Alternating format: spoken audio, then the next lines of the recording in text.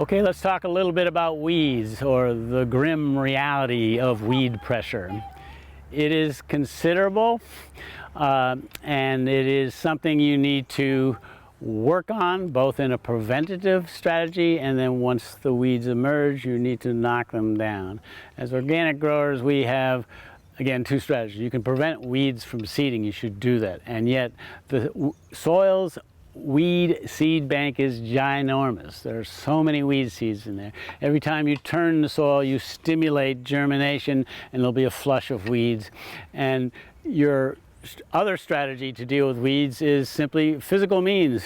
You use hose of any different type. On the garden scale, I have this nice little short-handled collinear hoe, and then two different wider blade ones, a 4-inch and a 6-inch one, and these are meant to be draw hose, to be pulled along the surface of the soil, and just to nip weeds when they're just like that. This won't work when the weeds get bigger. We have other means to deal with them. We'll talk about that in a little while. So you want to prevent weeds from going to seed best you can, and then once they emerge, you want to knock them down, physical removal, as soon as possible. And we've just had quite a rain event over 72 hours this last weekend, where we got approximately 10 inches of rain. That's a considerable amount of rain.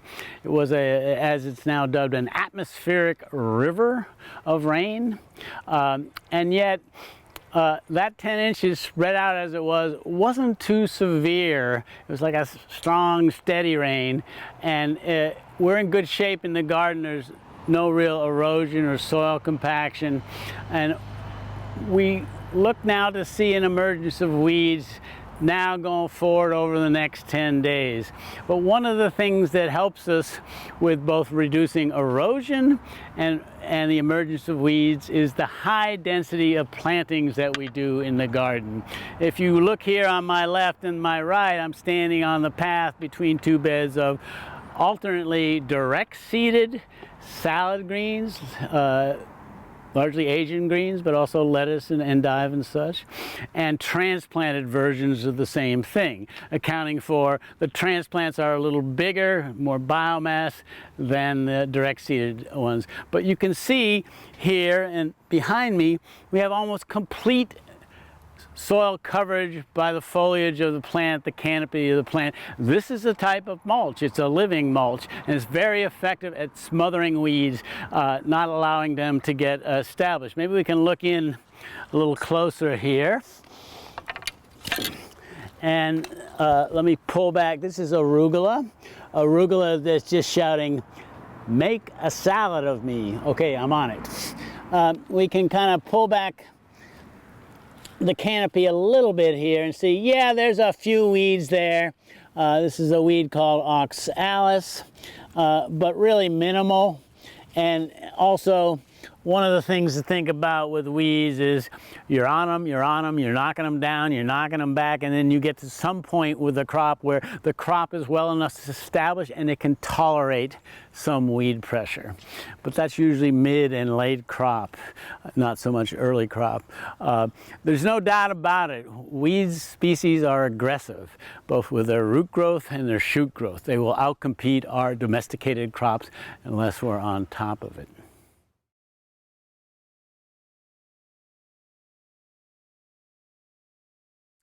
So you're always evaluating, how you doing? We sowed this bed, we transplanted this bed.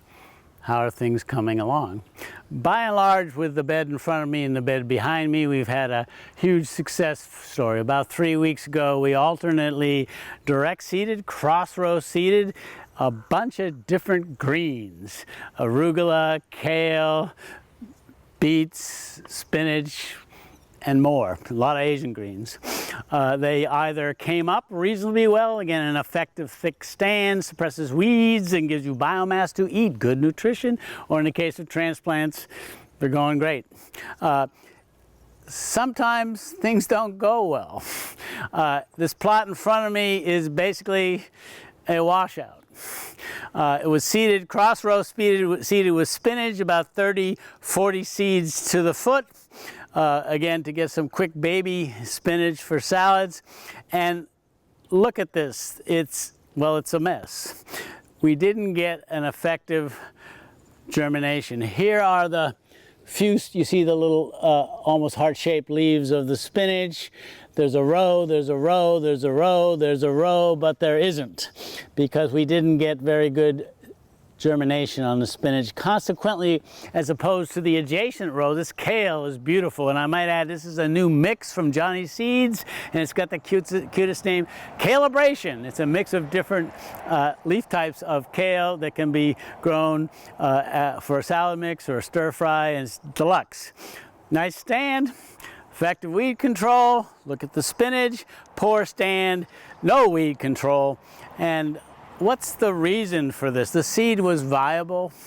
The technique was good, I'm going to say. We did good here, we did good there, didn't do so good here. No, the technique was good. It's not about an operator error, as it were.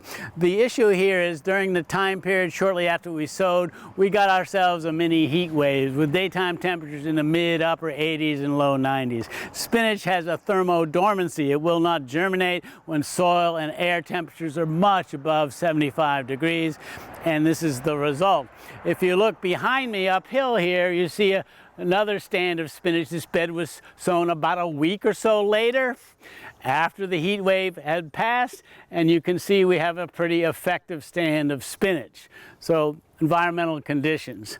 And rather than try to eke out a meager harvest here, I'm just going to simply come in with a hoe, scuffle, start anew.